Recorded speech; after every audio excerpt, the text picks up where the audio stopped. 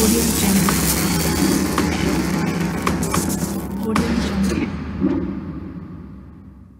আসসালামু আলাইকুম বন্ধুরা, আপনাদেরকে গ্রাফিক্স ডিজাইন কোর্সের দ্বিতীয় পার্টে স্বাগতম।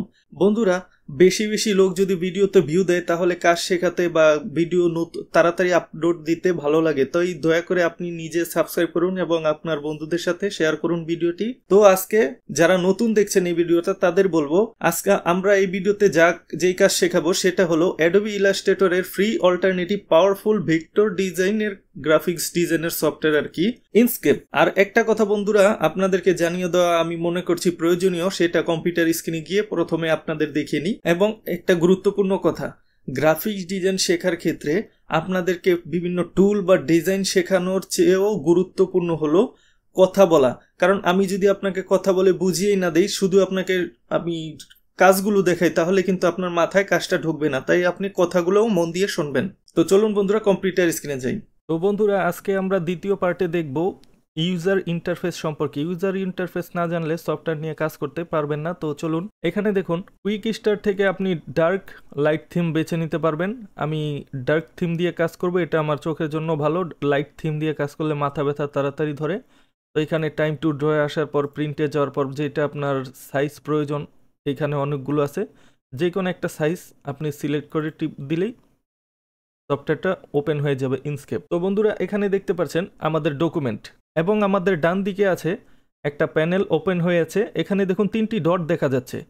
চাইলে আপনি এখানে ধরে মাউসের লেফট বাটনে ক্লিক করে এটাকে এভাবে সরিয়েও দিতে পারেন, আনতেও পারেন। কিন্তু আমরা এটা এইভাবে করব না, একটু স্মার্টভাবে করব। সেটা হলো আমরা 3 ডট যেখানে আছে মাউসের লেফট বাটনে একটা ক্লিক করে দেব।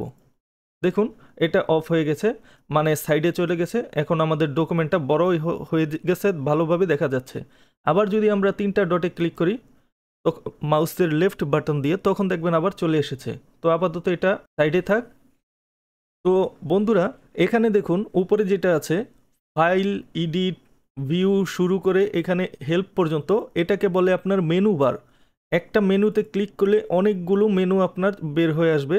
এই মেনু বারে ক্লিক করলে আপনার বিভিন্ন অপশন, টুল, এক্সটেনশন আর কি কাজের অনেক কিছুই পাওয়া যায়। আমরা যখন কাজে আস্তে আস্তে আরও গভীরে যাব তখন এই সবগুলো দেখব। তো এইটা মেনু বার। এবং এইখানে যে দেখতে পাচ্ছেন এই যে বাম দিকে, এখানে হলো সিলেকশন টুল থেকে শুরু করে নিচে পেজ টুল পর্যন্ত, এটা হলো টুল বার। আর এই মেনু বারের নিচে আপনারা যেটা দেখতে পাচ্ছেন এটা হলো সাব টুল বার।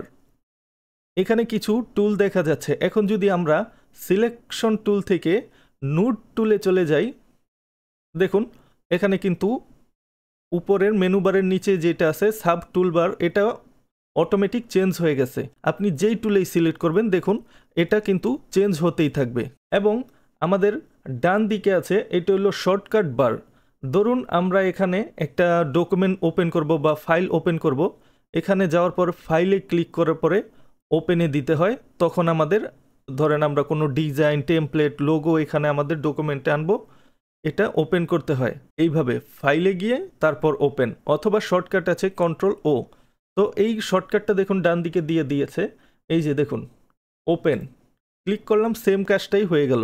তো এখানে কিছু আছে শর্টকাট বার। আর সবচেয়ে নিচে যেটা আছে আমাদের দেখুন এখানে হলো কালার বার। বিভিন্ন ধরনের কালার আছে। এইখানে ছোট্ট একটা আইকন, এই যে ক্লিক করলে কালারগুলো চেঞ্জ হতে থাকে। এখন এখানে অনেকে বলতে পারেন মাত্র এই কয়েকটা কালার। না বন্ধুরা, কালার অনেক আছে সোয়াচ প্যানেলে। আর এটা হলো আপনার ফিল এবং স্ট্রোক, দেখতে পাচ্ছেন। এবং এটা হলো জুম কত পার্সেন্ট আছে, কয়টা লেয়ার নিয়ে আপনি কাজ করছেন। এখানে দেখুন লেয়ার দেখাচ্ছে, লেয়ার, ভিজিবল, লক এবং আনলক কারেন্ট লেয়ারগুলো আপনি লক করে রাখতে পারবেন। এখানে যেই কালারগুলো দেওয়া আছে আপনি চাইলে এগুলো পরিবর্তনও করতে পারবেন। বাই ডিফল্ট এখানে ইনস্কেপ দেওয়া আছে, ইনস্কেপ ডিফল্ট। আপনি যদি চেঞ্জ ক্লিক করেন দেখুন চেঞ্জ হয়ে গেছে। এখানে অসংখ্য কালার আছে, আপনার চেঞ্জ হয়ে যায়, কিন্তু বাই ডিফল্ট আমরা ইনস্কেপ দিয়ে রাখবো। এবং এই 3টি ডটে ক্লিক করার পর এখানে দেখুন ফিল, স্ট্রোক, স্টাইল, যেটা আমরা অ্যাডোবি ইলাস্ট্রেটরও দেখি আপনার ডান দিকে থাকে।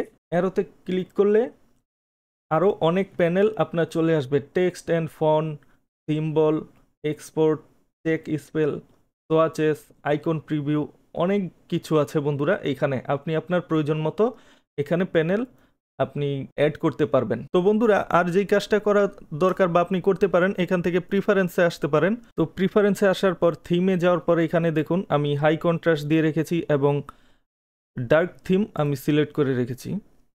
এখানে আছে মাল্টি কালার আইকন। আপনি নিজের মন মতো এখানে দেখুন থিম ইনস্কেপ ডার্ক দিয়ে রেখেছি। আপনি নিজের মন মতন আপনি এখান থেকে চেঞ্জ করতে পারবেন, কিন্তু এইগুলা আপাতত ঘাটাঘাটি না করাই ভালো। এখানে যেটা প্রয়োজনীয় আছে টুল বার, এখানে দেখুন টুল বক্স আইকন সাইজ, এখানে যদি আমরা ক্লিক করে 100% দেওয়া আছে, এটা যদি ডান দিকে নিয়ে বাড়াই তো দেখুন টুল বক্সের আইকন সাইজটা কিন্তু আপনার বড় হচ্ছে। কন্ট্রোল বারের আইকন সাইজ আমরা যদি বড় করতে চাই, এখানে দেখুন এই যে এটা কিন্তু বড় হচ্ছে উপরের এবং সাইটের, দেখতে পাচ্ছেন বন্ধুরা? তো 100% করে রেখেছি। আর এখানে টুলবারের টুলের সাইজ আপনি ছোট বড় করতে পারবেন চাইলে 150%, 100 রাখলেই কিছুটা বড় বড় দেখা যায়, একটু ভালো লাগে। আপনি চাইলে এখান থেকে দু একটা টুল আপনি বাদ দিয়েও রাখতে পারবেন যেগুলো আপনার প্রয়োজন নাই। যেমন ধরেন এইখান থেকে এই টুলটা আমরা যে পেজ টুল আছে, পেজ টুল এইটাকে ক্লিক করে দিলাম, দেখুন গায়েব হয়ে গেল। আপনার যে টুলটা প্রয়োজন নেই সেটা এখান থেকে আপনি ক্লিক করে অফ করে রাখতে পারবেন। অফ করে রাখার পর এখন দেখুন আমরা আইকনের সাইজটা একটু বড় করে দিলাম। এখন একটু বেশি বড় করার কারণে ধরুন দুই একটা টুল আপনার নিচে পড়ে যাচ্ছে। এখন 200% দিয়েছি, যে দু একটা টুল আপনার প্রয়োজন পড়বে না সেটা আপনি এখান থেকে ক্লিক করলে দেখুন কমে গেছে টুলগুলা, মানে সাইজ বড় হয়ে গেছে। এখন সাইজ বড় করলে তো আপনার টুলগুলো অনেকগুলো নিচে চলে যায়। তো এখান থেকে যেইগুলো আপনার প্রয়োজন পড়বে না সেটা যদি ডিসিলেক্ট করে দেন তাহলে কিন্তু আপনার সাইজ বড় করলেও সব টুলগুলো আপনার ভাসবে, দেখতে পারবেন। তো আমি 150% দিয়ে রাখি, এটাই ভালো আছে। আর এখান থেকে বেশি বড় করার প্রয়োজন নেই, 112 করে রেখেছি, এটাই ভালো আছে আমার জন্য। আপনার ডিসপ্লের সাইজ অনুযায়ী আপনি বড় ছোট করে নিতে পারবেন।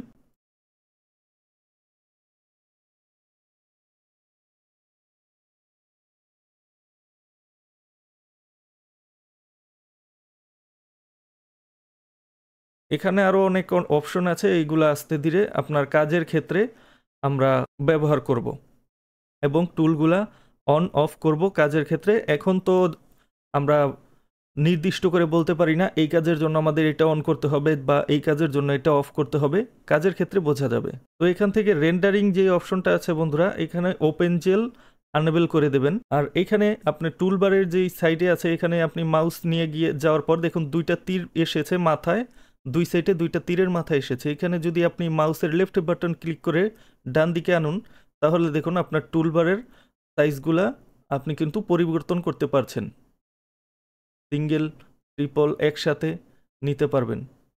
ডাবল এটা হলো টুলবারের সিঙ্গেল লেয়ার, এটা হলো ডাবল, দুই পার্টে করতে পারলেন, এক দুই, দুইটা লেয়ার ক্রিয়েট করলেন। এইভাবে টান দিতে থাকলে আপনার বড় ছোট হবে। আপনার কাজের ক্ষেত্রে আপনি এটা এইভাবে করে নিতে পারেন। এবং তৃতীয় পার্টে আমরা টুলগুলো নিয়ে আলোচনা করব। তো বন্ধুরা পরবর্তী পার্ট যদি আরো তাড়াতাড়ি পেতে চান তাহলে বেশি বেশি লাইক শেয়ার করুন এবং চ্যানেলটি সাবস্ক্রাইব করুন। আপনাদের সাথে দ্বিতীয় পার্ট নিয়ে দেখা হচ্ছে খুব শীঘ্রই।